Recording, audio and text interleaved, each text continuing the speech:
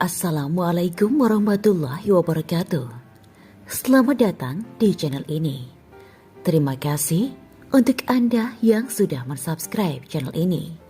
Semoga senantiasa diberikan kesehatan, kebahagiaan, dan diberkahkan segalanya oleh Allah Subhanahu wa Ta'ala. Amin ya Rabbal 'Alamin. Pada video kali ini, kami akan mengulas tentang 8 posisi tahi lalat yang dianggap membawa keberuntungan. Anda penasaran? Simak terus video ini hingga akhir, agar Anda tidak salah paham. Percaya atau tidak, tanda atau tahi lalat di wajah atau tubuh memiliki makna yang lebih dalam dan bisa membawa keberuntungan. Tahi lalat bukan sekedar bercak hitam atau coklat di kulit. Percaya atau tidak, tanda atau tahi lalat di wajah dan tubuh memiliki makna yang lebih dalam, dan penempatan mereka dapat mengungkapkan banyak hal tentang masa depan Anda.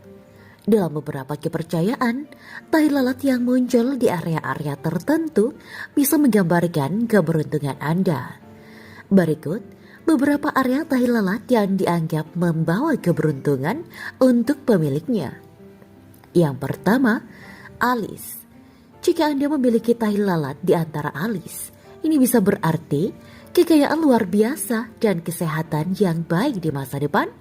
Tahi lalat ini ujung alis juga menunjukkan kebahagiaan dan keterampilan interpersonal yang hebat. Yang kedua, dahi. Anda mungkin letak dengan ungkapan tahi lalat di jidat atau dahi. Ini bukan sembarang ungkapan. Karena menurut kepercayaan tertentu, tahi lalat di dahi sebelah kanan menandakan Anda akan punya banyak uang dan sering bepergian. Sedangkan tahi lalat di sebelah kiri menunjukkan Anda adalah seorang yang pelit dengan uang. Yang ketiga, dada. Tahi lalat di dada sangat umum dan menunjukkan keberuntungan. Mereka menandakan ambisi dan Anda dapat mengharapkan hal-hal besar terjadi dalam hidup Anda. Yang keempat, kelopak mata. Memiliki tahi lalat di salah satu kelopak mata menunjukkan gaya hidup yang kaya dan terkenal. Tahi lalat di kelopak mata juga memberikan keuntungan untuk peluang baru. Sementara itu, tahi lalat di bagian bawah mata menandakan Anda mungkin terlalu boros. Yang kelima, bibir. Jika Anda memiliki tahi lalat di sekitar bibir atas Anda, itu dapat membawa keberuntungan bagi keuangan Anda. Tidak hanya itu, ini juga menunjukkan kesuksesan dan keberuntungan. Sebaiknya, jika Anda memiliki tahi lalat di bibir bawah Anda, itu menandakan bahwa Anda suka berjudi, tidak peduli apakah cinta atau uang. Yang keenam, telinga. Jika Anda terlahir dengan tahi lalat di bagian dalam atau luar telinga, Anda pasti punya selera mewah dalam hidup. Ini juga berarti bahwa Anda suka membelanjakan uang untuk membahagiakan orang-orang di sekitar Anda. Yang ketujuh, telapak tangan kanan. Jika Anda salah satu dari mereka yang memiliki tahi lalat di telapak tangan kanannya, Anda pasti akan membawa kekayaan dan kesuksesan untuk diri Anda sendiri dan juga orang terdekat Anda. Posisi ini juga menunjukkan sikap tenang dan Anda adalah seseorang yang punya pandangan jauh ke depan. Yang kedelapan, bahu. Pertanda baik jika Anda memiliki tahi lalat di bahu, karena itu merupakan menunjukkan bahwa Anda tahu cara mengelola keuangan Anda. Anda boleh percaya atau juga tidak, karena pada hakikatnya hidup manusia telah diatur oleh Allah Subhanahu wa Ta'ala. Tetaplah berbuat baik dalam keadaan apapun, karena Allah telah memberikan ganjaran untuk yang berbuat kebaikan. Sesungguhnya Allah menyuruh kamu berlaku adil dan berbuat kebajikan, memberi kepada kaum kerabat, dan Allah melarang dari perbuatan keji, kemungkaran, dan permusuhan. Dia memberi ganjaran kepadamu agar kamu dapat mengambil pelajaran. Quran Surat An-Nahl ayat 90. Terdapat banyak sekali ayat Al-Quran yang memerintahkan kita untuk senantiasa berbuat baik kepada orang lain. Perbuatan ini dapat diwujudkan pada berbagai hal, seperti memberikan pertolongan, menasihati untuk kebaikan, berbagi ilmu, memperlakukan orang dengan baik. Allah Subhanahu wa Ta'ala berjanji akan memberikan ganjaran baik langsung di dunia maupun di akhirat berupa surga.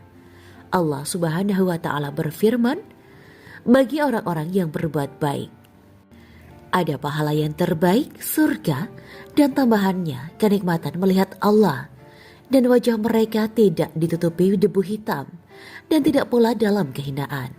Mereka itulah penghuni surga, mereka kekal di dalamnya.